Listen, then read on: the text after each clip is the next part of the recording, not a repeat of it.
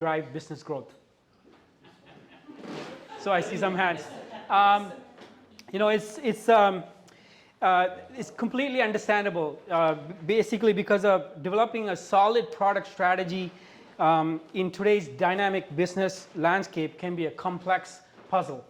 So I'm going to be going through or introduce you to some of the 3 powerful product strategy frameworks that I have been exploring and that can help you tackle those challenges head on. A little bit more about myself. I've been in a product consultant since 2014. I help organizations build scalable and digital and data products. And I worked in many different industries, including banking, fintech, and retail. It's funny actually, right across the corner of 111 Peter Street, that's where I started. That's where I was working at a startup when I started off. So that was a good reminder to come here. So this is great. So before we get delve into product strategy frameworks, I wanted to define what is product strategy and what is product strategy frameworks. Right? So a product strategy is essentially a high-level plan that outlines the direction and goals for the product, development, positioning, and growth over a defined period. Product strategy is actually it plays a critical role between the company's objective and product delivery processes for the product team. In terms of product strategy framework, there are many frameworks out there. A product strategy framework is a structured and systematic approach that provides a set of guidelines, principles, and tools for defining and developing and executing a successful product strategy. So there are, like I mentioned, there are many product strategies out there. So these 3 I'm going to introduce, but we're going to go through 4 Fits framework. I believe it's very simple to understand and is straightforward. So it's developed by Brian Belfour. He's a former VP of Growth at HubSpot. And DHM strategy is also developed by Gibson Biddle. He's a former VP of Netflix. He simply simplifies product strategy into 3 elements. Delight, how will the product delight customers? And hard to copy, essentially what will make the product hard to copy? And matrix, how are you going to measure your experiments and so forth. Blue Ocean strategy is kind of, I believe, like, if you look at Apple, how they introduce, the iPhone is similar to this strategy, essentially. Focuses on creating uncontested market spaces, blue oceans, by offering unique value rather than competing in the existing market, red oceans. So let's delve into 4 Fits framework by Brian Belfour. As you can see, there's 4 pillars: market, product, channel, and model. And these 4 pillars essentially have creates 4 fits: market product fit, product channel fit, and channel model fit, and model market fit. Each fits influences each other. So one cannot, you cannot make change to one and then expect no change will impact in the other. The fits are always evolving and changing and breaking. So you have to, you can't simply change one element and then say you're done. So you have to always measure this and continue to evolve. So market product fit. So that's the first fit. So market, you always start with the market, because before you don't understand your market, and if you don't understand the problem in the market, then you cannot really create a solution for that market. So you have to start with the market. You define the market hypothesis by using category, who, essentially the personas in that market space. It could be more than one, and the problems in the market space. And the problems can be for each persona, and you have to identify them. And motivations, what motivate those personas to essentially buy your product or use your product, right? So, and most people or most startups or even enterprise startups, they focus on the category and who, but the more focus should be on the problems and the motivation, because that will lead to a product market fit, or he said market product fit. Market product fit is not a straight line. It's not binary. It's not a single point in time. It's always evolving. Why is it evolving? So as a startup, if you start with a niche market and you want to expand your market, then it's always evolving. Same thing with the market. So the market doesn't stay still, right? Like dial-up was a thing back in the 90s. Now it's no more. So you have to evolve with the market. And you have to understand the signals of market product fit. So you use qualitative analysis or net promoter score, how many people are promoting or sharing your product to other people. And quantitative, retention curve, how many people are willing to use or continuing to use your product. Product channel fit. So the idea here is products are built to fit channels, not the other way around. So as an example, you can go to Google and say, hey, I want my, my content to be in the first 10 search results. They define that rule. So you have to follow their rules. So similarly with Facebook or LinkedIn. So it's essential that your product actually, if you have a web product, you have to follow that rule. So if you have a mobile product, you have to follow that rule. So the experience it might be better or it might be different. So there's the Brian kind of talks about distribution follows the power law.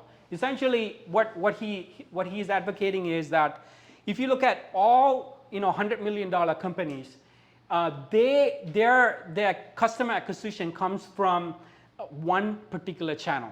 70% of their growth is come from one particular channel. And he gives this particular examples, right? So TripAdvisor, they use SEO. Yelp, they use SEO. Virality is used by WhatsApp and Evernote and so forth. And paid marketing is Squarespace, right? The power law distribution exists because of the concept of product channel fit. Companies that are play in multiple channels, they are rare. Only like LinkedIn or something like that, they're very monsters, right? They already established that. When they started off, they didn't have multiple channels. And even if you look at LinkedIn, they have different specific products attracting different specific personas and different channels, how they acquire their customers. Product channel fit is a blessing and your demise, right? New channel emerge. Like one good example is Match.com. They used to get their customer acquisition through banner ads. Now Tinder came along, mobile is here, so now they dominate the market. So all channels also get killed off. As an example, Pinterest, they used to get their customers through Facebook API. Now Facebook started, killing that, so they have to switch that channel to use SEO. Channel model fit. Channels are determined by your model. What that means is, what is the meaning of model? So how do you charge your customer? Is it free? Is it premium? Is it transactional? Is it free trial? And what is the average annual revenue per user? Those kind of determine which channel that you're gonna acquire your customers from. So every business, if you look at it, they either fall on the ARP or ARPU or CAC spectrum. So average revenue per user and customer acquisition channel. So on the far left, low ARPU, and as a result, the businesses have to use low customer acquisition channels, right? On the far right, businesses that have high ARPU, and as a result, they're able to use high customer acquisition channel. MailChimp is a good example. If you look at how they, if you look at their product, there is amazing email marketing platform. I'm sure you have all used it. Is a very low friction product, and it's also low friction model, meaning like they use a premium model where you can get advantage of their core product for free before you even pay for it. So if you ask somebody to pay for it, now they are kind of, okay, you have to think about it, right? So if it's free, it's easy to pay them. So how they go about marketing their product is virality, right? So essentially, so whenever you use their product, is whether email or even your website, they'll say powered by MailChimp, and there's a batch footer, and then That way, the other people who's using that MailChimp, they get to know about MailChimp, and then the cycle continues. So that's how they were able to support their growth. So there is a danger zone. So the danger zone is essentially, if a company is in that danger zone, the failure rate would become higher due to lack of channel model fit. So if you have a low customer acquisition channel, require low friction products and low friction model, which we looked at with MailChimp example. And if you have a low ARPU, doesn't support higher customer acquisition channel. So if you're selling for $2 and you're spending $20 to acquire a customer, that is not a profitable business. So that's why that's the danger zone. So this one, 4 fits framework, model market fit. So model market fit is a concept that your market, essentially your number of customers within the market influence your model. What does that mean is, like, if you look at the y-axis, is the average annual revenue per customer that you generate from your model. And the x-axis, essentially a total number of customers you need to create a $100 million business. So let's say you want to create an elephant type of business. You need 1,000 people giving you $100,000 each every year. So essentially, if you want to build, rabbit, same thing, 100,000 people, giving you spending $1,000 per year. So that's why it's kind of dictated by the number of customers. So model market fit threshold. This coin essentially, if your business ends up above this line, then you have a model market fit. But if you fall within that line, the red, essentially you don't have a model market fit.